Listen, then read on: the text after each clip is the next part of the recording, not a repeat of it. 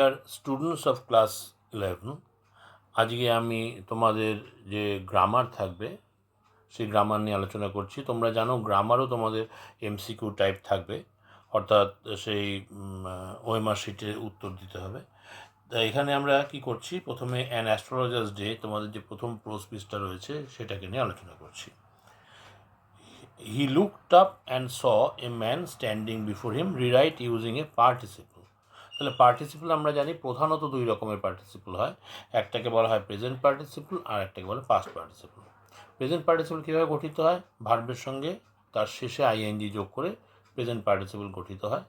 আর কি, এটা হচ্ছে আমরা কিন্তু পার্টিসিপল কখন ব্যবহার করি? এমনিতেও ভার্বের টেন্স গঠনের জন্য, অর্থাৎ যে কোনো কন্টিনিউয়াস টেন্স করতে গেলে প্রেজেন্ট হোক, পাস্ট হোক, ফিউচার হোক, সব ক্ষেত্রে মূল ভার্বটার সঙ্গে আইএনজি যোগ করতে হয়। এবার এইটাই কিন্তু পার্টিসিপলের ফর্ম। আর পার্টিসিপলের ব্যাপারটা কীরকম না, ওটা কিন্তু একইতে ভার্বেরই যেমন একটা অংশ বা ভার্বের ফর্ম, সঙ্গে সঙ্গে এটার মধ্যে কিন্তু অ্যাডজেক্টিভের বৈশিষ্ট্য থাকে। একটা উদাহরণ দিয়ে দিই, যেমন ধরো I saw A running horse. তাহলে কি হর্সটা কীরকম না রানিং, কাজে এই রানিংটা কিন্তু একটা অ্যাডজেক্টিভের মতো কাজ করলো। ঠিক আছে, এইটা ব্যাপারটা বুঝতে পারলাম। আর কি হয়েছে না, আর একটা রকম যেটা, সেটা হচ্ছে পাস্ট পার্টিসিপল। পাস্ট পার্টিসিপল কি, ভার্বের সঙ্গে শেষে ডি, ইডি বা এন, ইএন এই সমস্ত যুক্ত হয়ে, যেটা আমরা মুখস্থ করি ভার্বের থার্ড ফর্ম হিসাবে। যেমন ধরো গো, ওয়েন, গান, সি, স, সিন, হ্যাঁ, প্লে, প্লেট, প্লেড, এই সমস্তগুলোর ক্ষেত্রে দেখবে এই লাস্টের যে ফর্মটা হচ্ছে সেটা হচ্ছে পাস্ট পার্টিসিপল ফর্ম। ঠিক আছে, তাহলে এই বিষয়টাকে বোঝার রয়েছে। এখানে দেখো, he looked up to see a man standing before him, এটা একটা উদাহরণ। Looking up, he saw a man standing before him, এখানে দেখো ভার্বের সঙ্গে আইএনজি যুক্ত হয়েছে। When he looked up, he saw a man standing before him, he looked up as he looked up, he saw a man standing before him. এখানে এই যে looking up, he saw a man standing before him, এটা হচ্ছে present participle ব্যবহৃত হচ্ছে, মানে ওপরের দিকে তাকিয়ে। তোমরা জানো তোমাদের ওএমআর শিট দেওয়া হবে, সেখানে তোমাদেরকে কিন্তু সেই অংশটাকে ব্ল্যাকেন করতে হবে, অর্থাৎ তোমাদের তখন এই বি অপশানটা ব্ল্যাকেন করে দিতে হবে। পরেরটায় দেখো, which one of the underlined words is a present participle. এর মধ্যে কোনটা প্রেজেন্ট পার্টিসিপল? এটা খুব সহজ। কেন? স্পার্কলড, আমরা জানি প্রেজেন্ট পার্টিসিপল হতে গেলে ভার্বের সঙ্গে আইএনজি যুক্ত হতে হবে। স্পার্কলড যুক্ত নেই, অ্যাবনর্মাল যুক্ত নেই, তারপরে কন্টিনিউয়াল যুক্ত নেই, সার্চিং একমাত্র সার্চিংয়ে গিয়ে যুক্ত আছে। তাহলে আমাদের উত্তরটা কোনটা ঠিক হবে না, ডি, সার্চিং। আমি এখানে টিক দিয়ে দেখাচ্ছি, তোমরা কিন্তু টিক দেবে না, তোমরা ওএমআর শিটের মধ্যে ব্ল্যাকেন করবে, পুরোটাকে ভরে দেবে। The other looked gratified to hear it. ঠিক আছে, তাহলে এখানে দেখো ফাইন্ড আউট দ্য পার্টিসিপল, এখানটা কি হলো? তাহলে বুঝতেই পারছো এখানে কিন্তু বলেছে পার্টিসিপল, বলেনি কিন্তু প্রেজেন্ট পার্টিসিপল, কারণ প্রেজেন্ট পার্টিসিপল এখানে নেই। তাহলে আদার লুকড কীরকম, দেখো অ্যাডজেক্টিভের মতো কাজ করছে, তাহলে গ্র্যাটিফাইড, এই গ্র্যাটিফাইডটা হচ্ছে পাস্ট পার্টিসিপল। আশা করি বুঝতে পারলে। এরপরে দেখো যেটা আসছে সেটাকে বলে যে জিরান। জিরানটা কী জিনিস না, এটাও কিন্তু ভার্বের সঙ্গে আইএনজি যুক্ত হয়ে গঠিত হয়, কিন্তু এর আবার পার্থক্য আছে। এটা কিন্তু আবার ওখানে যেমন আমরা দেখছিলাম যে ভার্বের অংশ হয় বা ভার্ব এবং অ্যাডজেক্টিভ দু রকমের বৈশিষ্ট্য থাকে পার্টিসিপলের মধ্যে, আর জিরান্ডের মধ্যে কিন্তু বৈশিষ্ট্য থাকে নাউনের এবং হচ্ছে তোমার কী বলতে চাইছিলাম, ভার্বের। হ্যাঁ, অর্থাৎ double part of speech, noun and verb combined. এমন একটা উদাহরণ দিয়ে একটু দেখিয়ে দিলে ভালো হয়। ধরো একটু বলে দিই, হ্যাঁ, যেমন হচ্ছে গিয়ে কি রিডিং, সহজ একটাও দেখাই, রিডিং হিস্ট্রি, ধরো এইভাবে দেখাচ্ছি আমি, reading history is interesting. Reading history is interesting, ধরো এটা একটা বাক্য দিলাম। এবারে কী করতে হবে, প্রথমেই আমরা কিভাবে দেখি হোয়াট ইজ ইন্টারেস্টিং। আমরা জানি ভার্বের আগে যদি আমি হোয়াট বা হু দিয়ে প্রশ্ন করি, যে উত্তরটা পাই সেটা হচ্ছে ভার্বের সাবজেক্ট। তাহলে দেখো হোয়াট ইজ ইন্টারেস্টিং, তাহলে পেলাম কি রিডিং। তাহলে রিডিংটা কীরমভাবে পেলাম, ঠিক যেরমভাবে আমরা বাক্যের সাবজেক্টকে পাই। আর সাবজেক্ট কোন পার্ট অফ স্পিচ হয়? সাবজেক্ট নাউন হয়। ঠিক আছে, নাউন আর প্রোনাউনকে আমরা আলাদা করি না, একই ব্যাপার, সুতরাং নাউন হয়। তাহলে এখানে রিডিংটা হয়ে গেল কি নাউন। কেন? এটা ভার্বের সাবজেক্ট। তাহলে নাউন কেমন না অ্যাজ সাবজেক্ট। আবার দেখো আর একটা অংশ হিস্ট্রি কীরকম, রিডিং হোয়াট ইজ ইন্টারেস্টিং। এরপরে তাহলে প্রথম প্রশ্নটা আমি কী করলাম, হোয়াট ইজ ইন্টারেস্টিং। কোশ্চেনটা কী ছিল না, কোশ্চেনটা ছিল হচ্ছে আমার what is interesting. What is interesting এটা উত্তরে পেলাম, তাহলে রিডিং ইজ ইন্টারেস্টিং। হ্যাঁ, তাহলে উত্তরে পেয়েছিলাম কি, রিডিং ইজ ইন্টারেস্টিং। হিস্ট্রিটা তখন আমি আনবো না। পরের অংশটায় কি প্রশ্ন করছি, আর একটা প্রশ্ন করছি কি, যে রিডিং হোয়াট ইজ ইন্টারেস্টিং।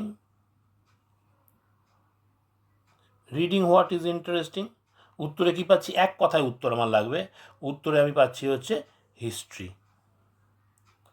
তাহলে আমি এর হিস্ট্রিটা কীরকমভাবে পেলাম দেখো, ঠিক সেরকমভাবে পেলাম যে যেন একটা অবজেক্টের মতো কাজ করলো। অর্থাৎ একটা আরেকটা উদাহরণ দিই, বুঝতে সুবিধা হবে। ধরো আই ইট রাইস, এইখানে আমি যদি ইট ভার্বকে প্রশ্ন করি যে কি, মানে নিয়ম না মেনে আমি শুধু সহজে বোঝার জন্য করছি, আই ইট হোয়াট, সহজে বোঝার জন্য করছি। তাহলে এখানে আমি আনসার কী পাবো, এখানে আনসার পাচ্ছি হচ্ছে রাইস, তাই তো। তার মানে এইখানে আমি আনসার পেয়ে গেলাম রাইস। মজার ব্যাপার হতে তাহলে কোন পদকে আমি প্রশ্ন করে এই অবজেক্টকে পেলাম, তাহলে এটা কী হলো, এটা কিন্তু অবজেক্ট, তাই না। তাহলে আমি এরকমভাবে অবজেক্ট পাই, তাহলে আমি কোন পদকে প্রশ্ন করলাম যার ফলে আমি অবজেক্টকে পেলাম, না ভার্বকে, এটা ভার্ব ছিল, তাহলে ভার্বকে প্রশ্ন করছিলাম। এবারে দেখো মজার ব্যাপার, এই রিডিংকে প্রশ্ন করেও কিন্তু আমি হিস্ট্রি পেলাম। রিডিং হোয়াট ইজ ইন্টারেস্টিং, হ্যাঁ, তাহলে আই ইট হোয়াট, হ্যাঁ একই রকমভাবে ইট হোয়াট, রিডিং হোয়াট, তাহলে হিস্ট্রি। তার মানে একই রকমভাবে আমি উত্তরটা পাচ্ছি। তাহলে এইটার মধ্যেও তাহলে ভার্বের বৈশিষ্ট্য রয়েছে, কারণ এখানে আমি অবজেক্টের মতো হিস্ট্রিকে পাচ্ছি। ঠিক আছে, তাই জন্য এখানে যেমন রিডিংটা নাউন হলো, এইখানটাতে আবার যদি এরকমভাবে আমি ভাবি তাহলে কিন্তু এখানে আবার রিডিংটা এই কারণের জন্য, তাহলে কি হয়ে গেল না এই রিডিং হোয়াট হিস্ট্রি, তাহলে এটা অবজেক্টের মতো কাজ করছে। তাহলে এখানে কিন্তু এই রিডিংটা ব্যবহৃত হলো কীরকম, অ্যাজ ভার্ব।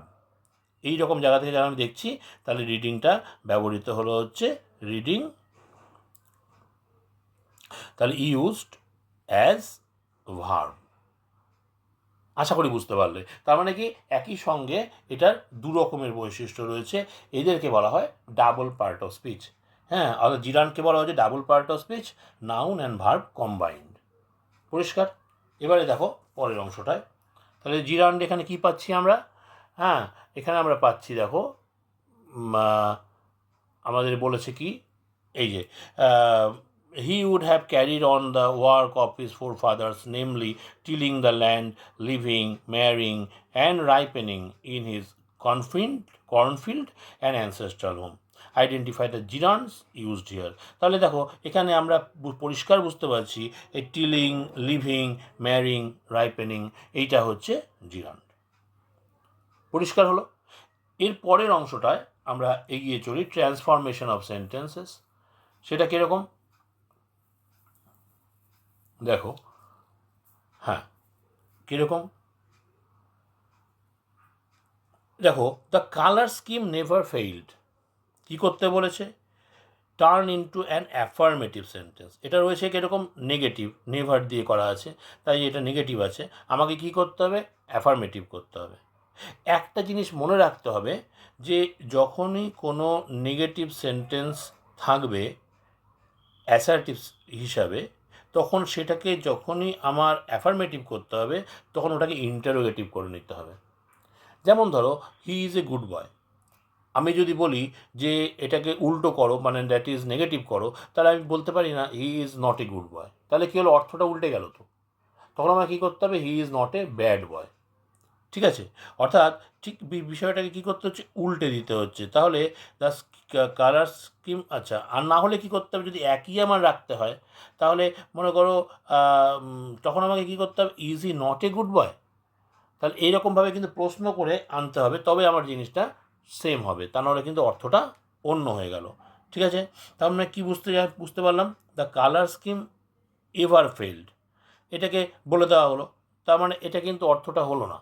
এখানে কি বলেছিল, নেভার ফেলড, কখনোই ব্যর্থ হয় না। তাহলে এখানে কী হয়ে গেল, সবসময়ই ব্যর্থ হয়। ঠিক আছে, মানে এটা পুরো উল্টে গেল, হবে না। The colour skip did not always fail, না, ওটা তো কখনোই কথাই বলেছে, কখনোই হয় না, কখনোই ফেল করে না। তার মানে এটাও হবে না, অলওয়েজটাও হবে না। তাহলে the colour scheme sometimes failed, সেটাও হবে না, কারণ নেভার বলেই দিয়েছে। তাহলে did this colour scheme ever fail, এটা কিন্তু ফেইলড হবে না। তাহলে এখানে কিন্তু একটা ভুল আছে প্রিন্টটা, এটা ফেইল অবধি হবে। তাহলে did this colour scheme ever fail, তার মানে হচ্ছে গিয়ে this colour scheme never failed. ঠিক আছে, প্রশ্ন করতে গেলে কী করতে হবে, প্রশ্নও করে দিতে হবে, তারপরে ওটা নেগেটিভ করতে হবে, আবার নেগেটিভ থাকলে উল্টো করতে হবে। নেভার ফেইল, যেমন ধরো, তাহলে he is not a good boy, তাহলে আমি প্রশ্ন করব কি, is he a good boy, তাহলে ওটা অ্যাফার্মেটিভ হলো। আবার ঠিক উল্টোটাও হবে, যেমন ধরো he is not a good boy, তাহলে আমি এটাকে প্রশ্ন করব কি, is he a good boy. তার মানে তখন কিন্তু এই উল্টোটা করতে গেলেই, অর্থাৎ অ্যাফার্মেটিভকে নেগেটিভ করতে গেলেই বা নেগেটিভকে অ্যাফার্মেটিভ করতে গেলেই অ্যাসার্টিভ সেন্টেন্সের ক্ষেত্রে আমাদের সেটাকে ইন্টারোগেটিভ করে নিতে হবে। পরিষ্কার হলো? তাহলে আমরা উত্তরটা কোনটা পাচ্ছি, এখানে ডি অপশান। তারপরে দেখো, he had not in the list intended to be an astrologer when he began life. Simple করতে হবে। আমরা সিম্পল সেন্টেন্স বলতে কী জানি সহজে, যে একটাই মাত্র সেখানে ফাইনাইট ভার্ব থাকবে, অর্থাৎ একটাই মাত্র সমাপিকা ক্রিয়া থাকবে। সমাপিকা ক্রিয়া কাকে বলে, যে ক্রিয়া বাক্যকে সম্পূর্ণ করতে পারে। তাহলে he had not in the list intended to be an astrologer, হ্যাঁ, he did not in the list intended, দেখো পরিষ্কার দেখে নাও, এই হ্যাড নট একটা ভার্ব রয়েছে, ইন্টেন্ডেড আর একটা ভার্ব রয়েছে, তাহলে এটা সিম্পল সেন্টেন্স নয়। He had not in the list intended to be an astrologer at the beginning of his life. ঠিক আছে, এখানেও দেখো had not at the list intended had not দুটো থাকলো। He had not in the list intended to be an astrologer as he began his life. ঠিক আছে, তাহলে এখানে কি দেখতে পাচ্ছি আমি, যে ভালো করে খেয়াল করে দেখো, he had not in the list intended to be an astrologer, তাহলে ইন্টেন্ডেড হ্যাড নট দুটো ভার্ব পেয়ে গেলাম। এখানে he had not in the list intended to be astrologer at the beginning of his life, এখানেও তাই। হ্যাঁ, এবারে আমার পরেরটা, he had not in the list intended to be an astrologer as he began his life, এই কোনোটার ক্ষেত্রেই কিন্তু আমরা সিম্পল সেন্টেন্স পাচ্ছি না। ঠিক আছে, কেন, এই ক্ষেত্রে সব জায়গাতে একাধিক ভার্ব রয়ে গেছে, কাজেই এটা নান হবে উত্তর, হ্যাঁ, কোনোটাই নয়। পরিষ্কার হলো? এরপরে দেখো এখানটাতে কি বলছে, this endeared him to their hearts immediately, rewrite তাহলে using the adjective form of endeared. হ্যাঁ, তাহলে এন্ডিয়ারটা কি ভার্ব, কিন্তু তা সেটাকে adjective form, this made him endearing to their hearts immediately, this made him dear to their hearts immediately. তারপরে this endearing him to their hearts immediately, তাহলে এই দিস মেড হিম ডিয়ার এরকম বলতে পারি, আর দিস মেড হিম এন্ডিয়ারিং, তাহলে this made him dear to their hearts. ঠিক আছে, তাহলে ডিয়ার মানে কি, প্রিয়, হ্যাঁ, তাহলে এটা আমরা বলতে পারি, তাহলে দিস মেড হিম ডিয়ার, তাহলে বি নম্বরটা হলো। The nuts vendor blew out his flare and rose to go home, turn into simple sentence, তার মানে একটাই মতো ভার্ব হতে হবে। The nuts vendor blew out his flare as he rose to go home, না, এখানে দেখো অ্যাজ দিয়ে আর একটা ক্লজ চলে এসছে, কাজে এটা কমপ্লেক্স সেন্টেন্স, সিম্পল নয়। Blowing out his flame, the nuts vendor rose to go home, তাহলে কী হয়ে গেল, দেখো এই তার ফ্লেয়ার বুঝিয়ে দিয়ে সে উঠে দাঁড়ালো যাওয়ার জন্য, আর এখানেই দেখো লক্ষ্য করে, এখানে কিন্তু একটাই মাত্র ভার্ব রোজ ব্যবহার হচ্ছে, আর কিন্তু কোনো ভার্ব এখানে নেই। When the nurse vendor blew out his from he rose ইত্যাদি, এখানেও দেখো দুটো ক্লজ রয়েছে এবং একাধিক ভার্ব রয়েছে, হ্যাঁ, কাজেই এটা কিন্তু ব্লিউ আউট আর রোজ দুটো ভার্ব রয়েছে পরেরটাতে, আর বিয়েরটাতেই কী হয়েছে, শুধুমাত্র দেখো একটা ভার্ব রয়েছে, কাজেই বিটা হবে উত্তর, এটাই একমাত্র সিম্পল সেন্টেন্স। ঠিক আছে, ব্যাপারগুলো ভালো করে বুঝে নিতে হবে, আর কিছু নয়। নেক্সট, টেন্সের প্রশ্ন, punctually at midday he opened his bag, তাহলে হ্যাঁ, এখানটাতে কী হচ্ছে, ওপেন্ড মানে এটা পাস্ট টেন্সে আছে, আমাকে কি বলছে, প্রেজেন্ট ইনডেফিনিট করতে হবে, তাহলে পাস্ট ইনডেফিনিট আছে, প্রেজেন্ট ইনডেফিনিট করতে হবে। কী করতে হচ্ছে, তাহলে punctually at midday he opened his bag. Punctually at midday he is opening his bag, তাহলে এটা প্রেজেন্ট কন্টিনিউয়াস হয়ে গেল। Punctually at midday he has opened his bag, এটা প্রেজেন্ট পারফেক্ট হয়ে গেল। Punctually at midday he will open his bag, future indefinite হয়ে গেল। Punctually at midday he opens his bag, এ দেখো ভার্বের সঙ্গে এস বা ES যোগ হয় যখন সাবজেক্ট হয় থার্ড পার্সন সিঙ্গুলার নাম্বার। এখানে তাহলে পরিষ্কার এটা প্রেজেন্ট ইনডেফিনিট টেন্স, এখানে ম্যাথ ব্যবহৃত হয়েছে, তাহলে এখানে ডি হবে অপশন। পরিষ্কার। পরেরটায় চলো কি বলছে, his wife was waiting for him at the door, rewrite using the present perfect continuous tense. ঠিক আছে, অর্থাৎ হ্যাজ বা হ্যাভ প্লাস হচ্ছে ভার্বের সঙ্গে ING. His wife will be waiting for him at the door, will be waiting future continuous. His wife was waiting for him past continuous. His wife has been waiting for him at the door, দেখো has অথবা have been plus হচ্ছে ভার্বের সঙ্গে ING, তাহলে কি বলছিলাম, has been অথবা have been তারপরে ভার্বের সঙ্গে আইএনজি, তবে হবে প্রেজেন্ট পারফেক্ট কন্টিনিউয়াস। তাহলে এইটার মধ্যে সেই জিনিসটা রয়েছে, his wife is waiting present continuous, কাজেই এই সি হবে অপশন। পরিষ্কার হলো। 11 number, he dash his village without any previous thought or plan, choose the correct alternative to fill in the blanks. Will leave, এটা তাহলে কী হবে, দেখো এর কাউকে কিছু না বলে কোনো আগের কোনো ভাবনা চিন্তা ছাড়াই বা কোনো পরিকল্পনা ছাড়াই সে তার গ্রাম ছেড়ে দিয়েছিল। তাহলে কি হলো, তাহলে এখানটা দেখো প্রথমটা কি বলছে, উইল লিভ, তাহলে উইল লিভটা future indefinite, leave present indefinite, তারপরে হ্যাড লেফট পাস্ট পারফেক্ট, আর লিভিং হচ্ছে প্রেজেন্ট পার্টিসিপল, তার মানে কি অতীতে ছেড়ে দিয়ে গেছে, তাহলে এটা হ্যাড লেফট, অনেক দিন আগের ঘটনা, সেই জন্য এটা হ্যাড লেফট করা বলা হয়েছে। ঠিক আছে, next, if he had continued there he on the work of his forefathers, he কী করছে, যদি if he had continued there he dash on the work of his forefathers, দেখো তাহলে কী করতে হবে, ক্যারি, ক্যারি মানে present indefinite form, এটা সবটাই অতীতের কথা বলছে, ক্যারিড, হি ক্যারিড অন ইত্যাদি, এখানে কি উড হ্যাভ ক্যারিড, চালিয়ে যেতেন, ঠিক আছে, মানে তাকে এবার সম্ভাবনা ছিল যে তাই ওনাকে করে যেতে হতো, তাহলে এখানে সেই ক্ষেত্রে উড হ্যাভ ক্যারিড হবে। ঠিক আছে, উইল ক্যারি ভবিষ্যৎ ফিউচার ইনডেফিনিট। দ্য অ্যাস্ট্রোলজার, পরেরটা কি বলছে, the astrologer dash his business by the light of a flare, choose the appropriate form of the verb, ভার্বের সঠিক ফর্মটা বসাতে হবে। তাহলে transact present indefinite form, transacting present continuous form, transacted past indefinite form, will transact ভবিষ্যৎ অর্থাৎ future indefinite form. তাহলে astrologer তার বিজনেসটা ওই আগুনের আলোতে চালিয়ে যেতেন, ঠিক আছে, শিখায়, তাহলে কী হলো, এটা অতীতের কথা, চালিয়ে যেতেন, তাহলে এটা সি হবে।